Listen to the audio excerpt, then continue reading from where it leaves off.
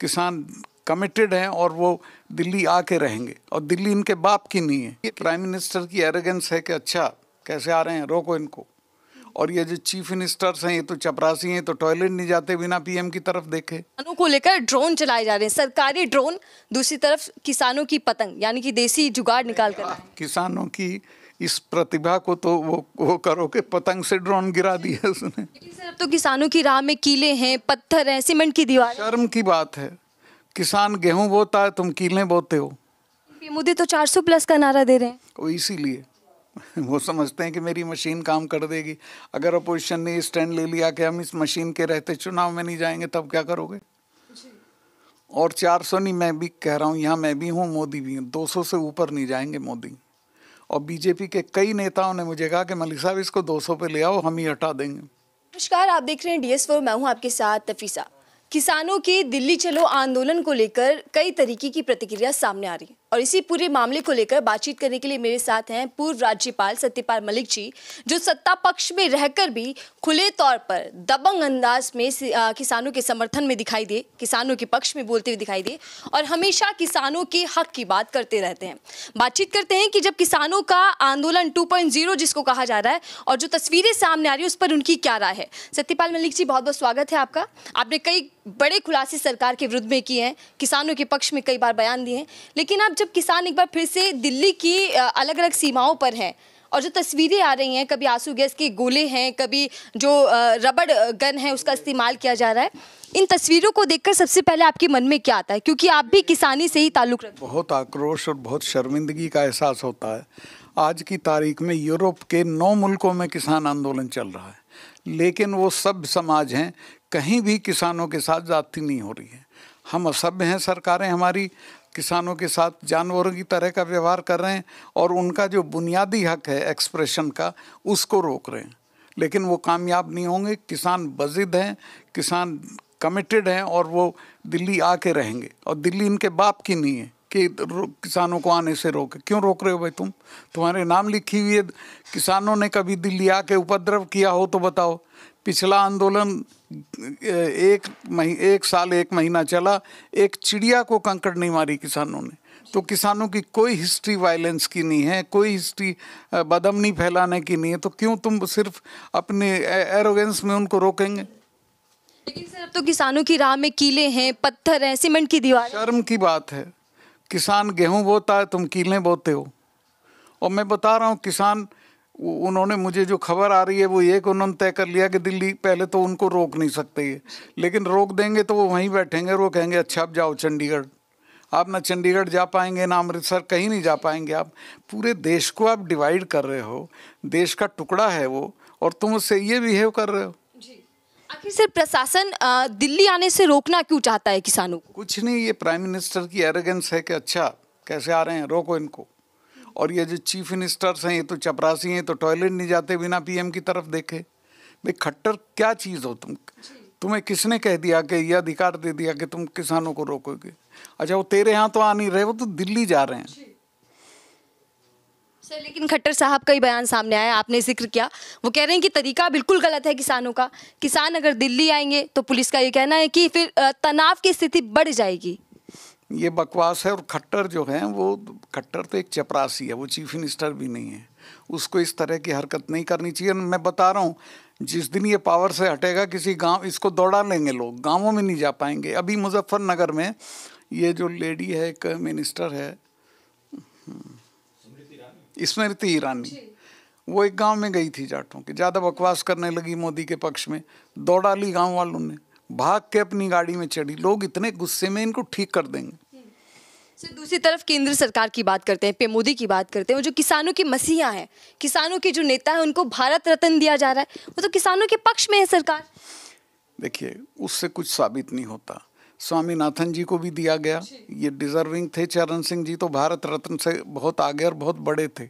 स्वामीनाथन की बेटी ने कल उस समारोह में कहा है कि ये भारत रत्न देने से कुछ नहीं होगा, स्वामीनाथन कमेटी की सिफारिशें मानो। तो ये चरण सिंह जी की आइडियोलॉजी को नहीं मानेंगे, स्वामीनाथन की सिफारिश को नहीं मानेंगे, ऊपर से एक सोने का पतरा चढ़ा देंगे, उसका कोई मतलब नहीं है। सर 2 साल पहले जिन मांगों को लेकर किसान दिल्ली की सीमाओं पर थे, उन्हीं मांगों को लेकर 2 साल बाद फिर से आना पड़ रहा है। 2 सालों के भीतर सरकार ने सीरियस क्यों नहीं लिया किसानों को, और अभी भी सरकार या खुद प्रधानमंत्री मोदी जी क्यों नहीं सामने आते? एरोगेंस। देखिए, किसान कोई नई मांग नहीं उठा रहे हैं, किसान उन सवालों पर लड़ रहे हैं जो तुमने वायदा किया था कि हम ये करेंगे जब वो कानून वापस लिए। उनको तुमने टच भी नहीं किया आज तक। कोई कमेटी बनाई होगी, उसकी कोई मीटिंग नहीं हुई, किसानों की उसमें हिस्सेदारी नहीं थी। तो ये सिर्फ प्रधानमंत्री का घमंड और एरोगेंस है कि मैं नहीं होने दूंगा प्रदर्शन। सर क्या लगता है कि इस बार बातचीत से कोई समाधान निकलेगा या सिर्फ प्रदर्शन होंगे और बातचीत होंगी? और जैसे किसानों के लिए कहा जाता है कि नकली किसान है, राजनीति कर रहे हैं, यही आरोप एक बार फिर से सुनने को मिल रहे हैं। ये बकवास है सारा। एक एक आदमी जो वहाँ है वो जेन्युइन है, किसान है। दूसरे, अब किसानों के बच्चे अगर पैंट पहन लेंगे तो आप उनको कहेंगे ये किसान नहीं है, उनको अधिकार नहीं है अच्छे कपड़े पहनने का। तो ये इनका एटीट्यूड है जो गलत है, इनका घमंड है, इसको तोड़ देंगे किसान और किसान कामयाब होंगे। इस बार उनकी मांगे मानी जाएंगी। लेकिन चुनावों से पहले अगर किसान दिल्ली आ रहे हैं सर, इसका कितना खतरा सरकार पर पड़ेगा? उस सरकार को पता है, ऐसा नहीं है पता नहीं है, पर अभी घमंड में है थोड़ा। ईवीएम का घमंड है, बेईमानी कर लेंगे, धांधली कर लेंगे। लेकिन पीएम मोदी तो 400 प्लस का नारा दे रहे हैं। वो इसीलिए वो समझते हैं कि मेरी मशीन काम कर देगी। अगर अपोजिशन ने स्टैंड ले लिया कि हम इस मशीन के रहते चुनाव में नहीं जाएंगे, तब क्या करोगे? और 400 नहीं, मैं भी कह रहा हूँ, यहाँ मैं भी हूँ, मोदी भी हूँ, 200 से ऊपर नहीं जाएंगे मोदी। और बीजेपी के कई नेताओं ने मुझे कहा कि मलिक साहब इसको 200 पे ले आओ, हम ही हटा देंगे। आप बहुत बड़ा दावा कर रहे हैं। मैं बिल्कुल, मैं एक एक स्टेट का जानता हूँ कहाँ कितनी सीट आएंगी। मलिक साहब, क्या आपकी किसी किसान से या किसान नेता से इस दौरान बातचीत हुई हो? बराबर होती है। मेरे तो किसान यूनियनों के जो अध्यक्ष हैं, पदाधिकारी हैं, सब मिलते हैं मुझसे। क्या लगता है इस बार एमएसपी पर गारंटी लेकर ही वापस जाएंगे? बिल्कुल, इस बार ये कामयाब होंगे। इस बार बहुत, आप देखो जो उसमें आ रहा है, लड़के जो बोल रहे हैं वहाँ पे, वो इतने कमिटेड हैं इस बार के लेके जाएंगे। सर मुझे एक और सवाल याद आ गया, क्योंकि देखिए किसानों को लेकर ड्रोन चलाए जा रहे हैं, सरकारी ड्रोन, दूसरी तरफ किसानों की पतंग, यानी कि देसी जुगाड़ निकाल कर लाए। किसानों की इस प्रतिभा को तो वो करो कि पतंग से ड्रोन गिरा दिया उसने। जो तो किसान मुंह तोड़ जवाब दे रहे हैं, जो इंतजाम सरकार की ओर का इलाज कर देंगे, आप बेफिक्र रहो। मैं तो आई एम एंजॉइंग जो जिस तरह वो संघर्ष कर रहे हैं। लेकिन सर किसानों के लिए जो संघर्ष बढ़ रहा है, जो दिल्ली की सीमाओं को एक तरीके से बॉर्डर्स में तब्दील कर दिया गया है, वो कितना आप कैसे देख रहे हैं कि सरकार का रवैया क्या है, वो सही है? सरकार का रवैया शर्मनाक है, इनको डूब के मरना चाहिए। लेकिन ये बहुत ही बेशर्म लोग हैं, ये एरोगेंस से भरे हुए हैं, इनका इलाज हो जाएगा, आप बेफिक्र रहें। सर मैं सरकार की नियत पर भी सवाल करना चाहूंगी, क्योंकि एक तरफ देखिए किसान नेता को भारत रत्न दिया जा रहा है, एक तरफ प्रधानमंत्री सम्मान निधि योजना लाई जाती है, दूसरी तरफ किसानों की मांग 2 साल से पेंडिंग है। क्या है सरकार की मंशा? मंशा किसान विरोधी है सरकार। सरकार अपनी बनावट से, अपने एक्शन से, अपने काम से, सोच से, सबसे किसान विरोधी है। कितना समय लग सकता है किसानों को इस बार? नहीं, मुझे तो लगता है इलेक्शन से पहले हो जाएगा। ये जो संघर्ष है 2-3-4 दिन का, ये तो हफ्ते 10 दिन में किसान कामयाब हो जाएंगे इधर आने में या सरकार को झुकाने में। लेकिन बाकी सवालों पे भी बहुत जल्दी हो जाएगा। चलिए सर, मैंने आपके कई बयान दिखे, इनफैक्ट पॉलिटिकल जो लीडर्स हैं, विपक्षी लीडर्स, वो भी ये कह रहे हैं कि ये आखिरी चुनाव हो सकता है और ये चुनाव बेहद महत्वपूर्ण है। किस मायने में आपको लगता है कि ये बहुत ज़रूरी चुनाव है? देखिए, ये चुनाव अगर नरेंद्र मोदी जीत गए और अपोजिशन की गलती से जीतेंगे, जनता बिल्कुल तैयार है हराने के लिए, तो उसके बाद वो कहेगा कोई चुनाव की ज़रूरत नहीं, मैं हूँ, मुझको नासिर और टीटो की तरह मानो, क्यों पैसा बर्बाद करते हो चुनाव पे जब मुझी को आना है। लोकतंत्र में आस्था नहीं है उनकी, वो समझते हैं वो भगवान से बड़े हैं। सत्यपाल मलिक जी, एक बहुत ज़रूरी सवाल हो जाता है, क्योंकि किसानों को अन्नदाता कहा जाता है, आप भी किसान परिवार से आते हैं और हम मान सम्मान करते हैं किसानों का, लेकिन किसानों के साथ जो रवैया सरकार अपना रही है, सीधे तौर पर, खुले तौर पर भी देखने को मिल रहा है, इसके पीछे क्या सबसे बड़ा कारण हो सकता है? क्या चुनाव को लेकर भय है मोदी सरकार में? क्या है पीछे का कारण? क्योंकि दिल्ली तो सब आ सकते हैं, प्रदर्शन कर सकते हैं। घमंड है कि मेरे खिलाफ आ रहे थे, मैं नहीं आने दूंगा। मैंने तो अपने खुद महसूस किया, एक बार मैं किसानों के हक में बोला तो मेरे खिलाफ हो गए। क्यों बोला, कोई भी मेरे से असहमति क्यों व्यक्त की किसी ने? फौरन मेरी सिक्योरिटी विड्रॉ, घर भी नहीं है मेरे। कश्मीर का गवर्नर रिटायर होता तो दिल्ली में घर मिलता उसको। 370 मेरे दस्तखत से हटी थी। तो मुझे तो पाकिस्तान से भी खतरा है, लेकिन कुछ नहीं है। और आपने सत्ता पक्ष में रहते हुए किसानों का समर्थन किया था, डर नहीं लगा था? पक्ष में डर तो मुझे लगता ही नहीं है, कभी लगने की बात नहीं। मैं भी अपने लोगों के लिए बोल रहा हूँ।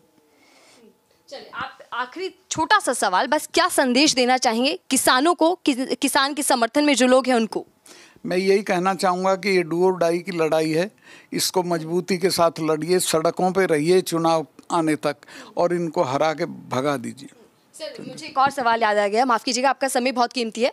जयंत चौधरी जी कह रहे हैं मोदी सरकार ने, पीएम मोदी ने मेरा दिल जीत लिया। नहीं, जयंत हमारे भतीजे हैं, बेटे हैं, मैं उनके लिए नहीं कुछ बोलूँगा। ये सही है कि उन्होंने जो काम किया वो इनके इंटरेस्ट में नहीं है, वो तो बहुत दूर तक जाते।